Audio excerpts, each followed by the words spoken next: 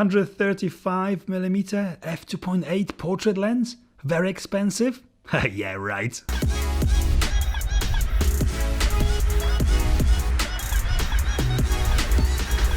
So, shooting commercially for many years, I am definitely a 50mm prime lens person.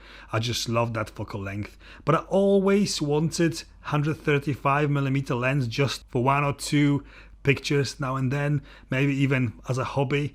Not something I really needed professionally, so I never could justify the cost. They are very expensive. But I wanted to have one. I never needed it, but I really wanted to have one. And then I thought, why don't I go out there and try to find cheaper alternative? And I have found this. This is 135mm f2.8 lens. Yes, it's not new. It's actually vintage, and it's an M42 vintage mount, and it's made by Sunagor, which is a Japanese company which still actually trades, and they do binoculars. They're famous for that. And this lens was £15, which is about 20 American dollars. £15. F2.8, yes. I have bought this from the antique shop. I have found an antique shop, and I bought it actually in the box, still in its original box, and with this gorgeous leather hard case with beautiful velvet inside. Look at this. It's got a lens caps. It's very actually nice. For the price, this is £15. That's roughly about 67 times cheaper than a Sony lens. I could buy the cheapest Sony lens for my Sony A7 camera.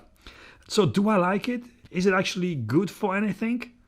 Well, I think it is. It's not the lens you would take on a professional wedding photography job or anything professional, because although it delivers great results, it's sometimes unreliable, only because it is fully manual, and sometimes you could nail it and sometimes it's just slightly soft. Also, on the wider shots, when you're actually trying to get full body person or something a bit wider, it's significantly softer than anything portrait like close. But it's definitely a perfect solution for someone who wants to be creative with photography and use that focal length for a portrait photography. It's actually macro lens. It says it's macro, it's compact macro, but in today's standard, this is not macro. It's actually probably most modern zooms can zoom in that far in, but it has got a 1 meter distance focusing, which is not bad, but it's not actually macro, which I am a bit disappointed about. It's not clinically sharp. Most of modern lenses, I think all modern lenses, are very clinical, especially 135, which are expensive. They are almost too good.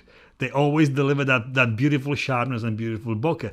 With this lens, the focusing is hard. You have to work for it. But when you nail it, it is very rewarding. And I would compare it to shooting actually 35mm film, and you have to process it and see what you're gonna get. It's almost the same. You have to work for it, and in the end, you don't really know if you're gonna get what you aimed for. It's a little bit of hit and miss. But as I said, when you got it, when you nail it, it's the most rewarding aspect of photography for me, to actually work for the picture and nail it. It is very well made, like most of vintage lenses. This one, Sunagor lens, I can't really find much information. I can't trace the serial number. I can't tell how old it is.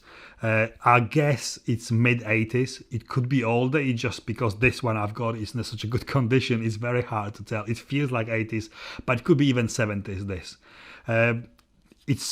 it's got that old school feel to it. It's heavy. The focus ring, it turns around quite far, nearly all the way around, and it's very, very smooth. The aperture is not declicked. It's not lens like some of them, like Helios lens, when you actually can change the aperture while you're filming video with it. But why would you film video with it? It's not really video video focal length. Maybe you could film interview with this and you get a nice depth of field, but you need a lot of space to move back to get person actually frame with this. And of course I had to try to do some video with this, some moving video, so I have mounted this on the camera and the gimbal, and you can judge by yourself if it's any good. I think it's okay. It's not brilliant, but it's actually usable. It's definitely 135mm is not run and gun video lens. It's more a portrait, and it's definitely more photography lens. It's definitely not something I would use frequently to do video with. I have asked a lot of people to pose for me this week to take pictures with this lens, and with every picture I learned to love this more and more, just because it's got so much character I don't get from anything else, only from the vintage lenses.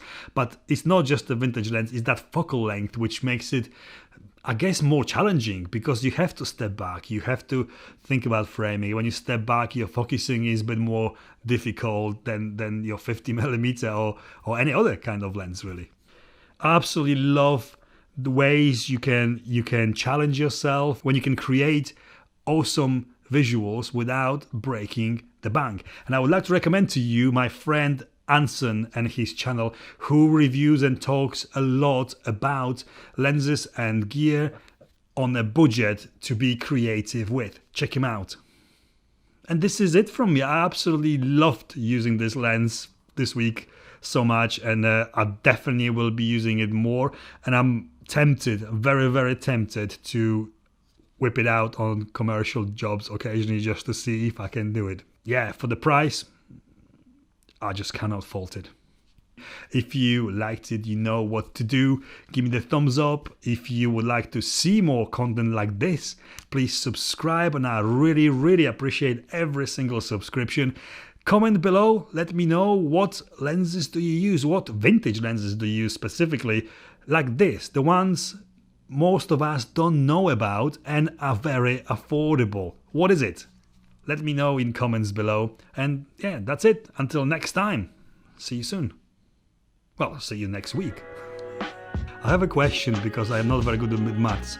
If a new lens costs £1,000 and this old vintage one costs £15, how many times is that cheaper than a modern one? About 67 times cheaper than a Sony lens. Pretty lens. This is not working very well.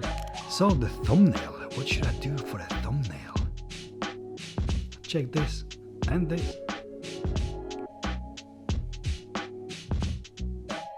And it's a wrap.